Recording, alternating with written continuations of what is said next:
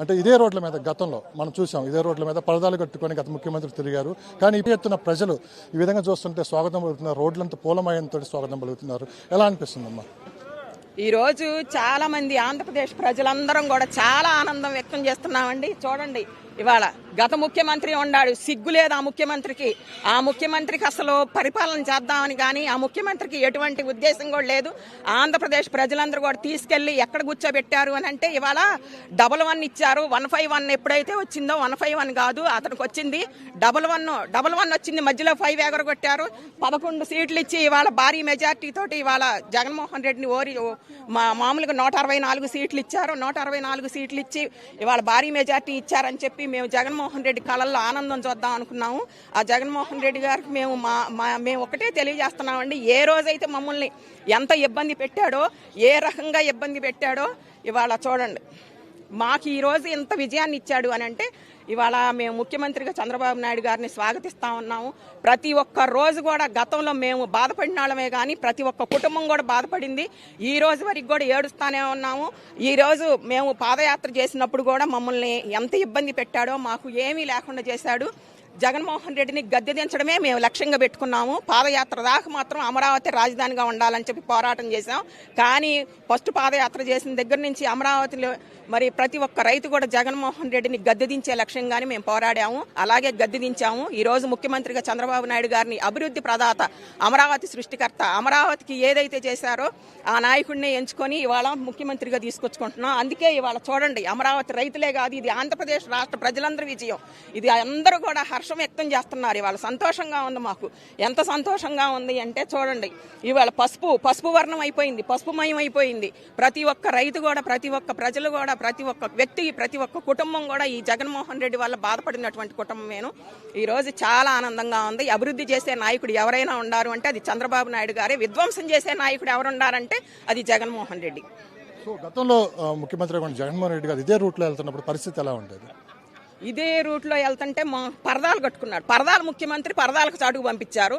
అభివృద్ధి చేసే నాయకుడిని అసెంబ్లీకి తీసుకొచ్చుకుంటున్నాం. ఇవాళ పరదాల ముఖ్యమంత్రి ముళ్ళ కంచెలేశాడు, ముళ్ళ పొదలేశాడు. ప్రతి ఒక్క మహిళ మీద, ప్రతి ఒక్క రైతు మీద కేసులు పెట్టాడు. కేసులు పెట్టి ఎంత పైశాచిక ఆనందం పొందాడంటే రాక్షస క్రీడ చేశాడు, రాక్షస పాలన చేశాడు. జగన్మోహన్ రెడ్డి అనే జగనాసురు వధ జరిగింది కాబట్టే ఈ రోజు అమరావతిని అభివృద్ధి చేసే నాయకుడు వచ్చాడు.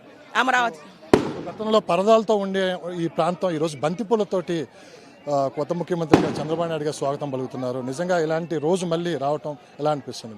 మేము ఎక్స్పెక్ట్ చేశాము, ఇలాంటి ముఖ్యమంత్రి మళ్ళీ అభివృద్ధి చేసే ముఖ్యమంత్రి మనకు వస్తాడు, మనకి గ్యారెంటీగా అభివృద్ధి చేస్తాడు. ఎందుకంటే విధ్వంసానికి మారుపేరు జగన్మోహన్ రెడ్డి కాబట్టి ఈ రోజు వరకు కూడా విధ్వంసం చేశాడు కాబట్టి, అమరావతి సృష్టించింది చంద్రబాబు నాయుడు గారు కాబట్టి చంద్రబాబు నాయుడు గారికి ఫ్యాక్షనిజం అంటే ఏంటో తెలియదు. అభివృద్ధి అనేదే చూశాము.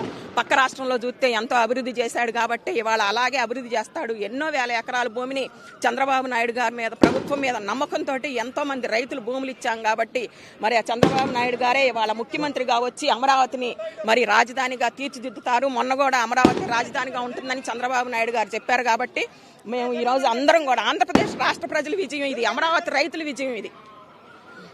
ఎవరిని కదిలించినా కానీ కళ్ళల్లో నీళ్లు దిగమింగుకొని మాట్లాడుతున్నారు.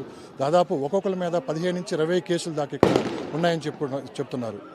గత ప్రభుత్వంలో, జగన్మోహన్ రెడ్డి ప్రభుత్వంలో 370 మంది రైతులు చనిపోయారు. ఎందుకంటే ఒక అవగాహన లేనటువంటి, అనాలోచితమైనటువంటి కారణం మూలాన, అతను తీసుకున్నటువంటి నిర్ణయం మూలాన, 3 రాజధానులు అని చెప్పి నిర్ణయం మూలాన ఎంతో మంది గుండెలు ఆగిపోయినాయి, ఎంతో మంది రైతులు చనిపోయారు, ఎంతో మంది గుండెలు ఆగిపోయినాయి. గతంలో కూడా మేము ఎప్పుడు సంతోషంగా లేము. మాకు పండగలు లేవు, పబ్బాలు లేవు, ఏ రోజు కూడా మేము సంతోషంగా లేము. ఈ 5 సంవత్సరాల నుంచి ఎంత ఇబ్బంది పడ్డాము అంటే ఈ ప్రభుత్వం వచ్చింది, ఈ ప్రభుత్వమే మనకి అభివృద్ధి చేస్తుంది, రైతులకు న్యాయం చేస్తుంది, కౌళ్ళు వేస్తుంది, అన్నీ చేస్తుంది కాబట్టే ఈ ముఖ్యమంత్రి గారిని ఎన్నుకోవడం జరిగింది. ఈ ముఖ్యమంత్రి గారే వచ్చారు, వస్తున్నారు. ఇప్పుడు రెండోసారి ఆంధ్రప్రదేశ్కి ముఖ్యమంత్రిగా ప్రమాణ స్వీకారం చేసిన తర్వాత మళ్ళీ ఇక్కడ రెండోసారి వస్తున్నారు కాబట్టి ఈరోజు చూడండి, రైతులందరం కూడా ఎంతో సంతోషాన్ని వ్యక్తం చేస్తున్నారు.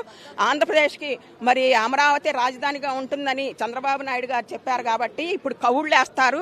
మరి మనకు రావాల్సినటువంటి ఫ్లాట్లు ఏదన్నా పెండింగ్లు ఉన్నా కూడా అసైన్డ్ భూములు ఉన్నా కూడా అమరావతి కాదు ఇది కమరావతి అని చెప్పి కూడా పెద్ద ఎత్తున గత ప్రభుత్వం ప్రచారం జరిగింది. కేవలం ఒక కులానికి సంబంధించి ఈ రాజధాని చెప్పి కూడా ఆ రోజు ప్రకటించడం కూడా జరిగింది. అందుకే మేము 3 రాజధానులకు వెళ్తామని చెప్పి ఆ రోజు చూడటం కూడా జరిగింది. ఇది ఇంతకీ అమరావతి కమరావతి ఏమి లేదు. కమ్మవారు అని చెప్పి కమ్మ కులాన్ని ఆపాదించాడు ఈ రాష్ట్రానికి.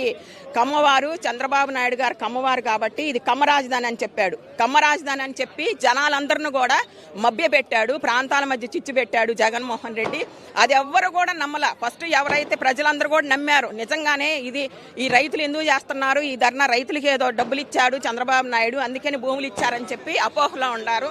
తర్వాత పాదయాత్ర చేసి రాష్ట్రం మొత్తం తిరిగి ఈ రాష్ట్రం మీద ఉన్నటువంటి అవగాహన మేము ఏదైతే కల్పించామో ఆ తర్వాత కూడా మరి ప్రజలందరూ కూడా నమ్మి ఆంధ్రప్రదేశ్కి రాజధాని అమరావతి ఉంటుందని చెప్పి, అమరావతి ఏకైక రాజధానిగా ఉంటుందని చెప్పి అందరూ కూడా మరి ఎక్కడ అమరావతిలో ఏ కార్యక్రమం చేసినా కూడా ప్రతి ఒక్కరు మద్దతు ఇవ్వటం జరిగింది. సహాయ సహకారాలు ఇచ్చారు. ఎన్ఆర్ఐల నుంచి కూడా ఎంతో మంది సహాయ సహకారాలు ఇచ్చారు. కాబట్టి అమరావతిని ఒక్క అంగుళం కూడా కదిలించలేకపోయాడు జగన్మోహన్ రెడ్డి.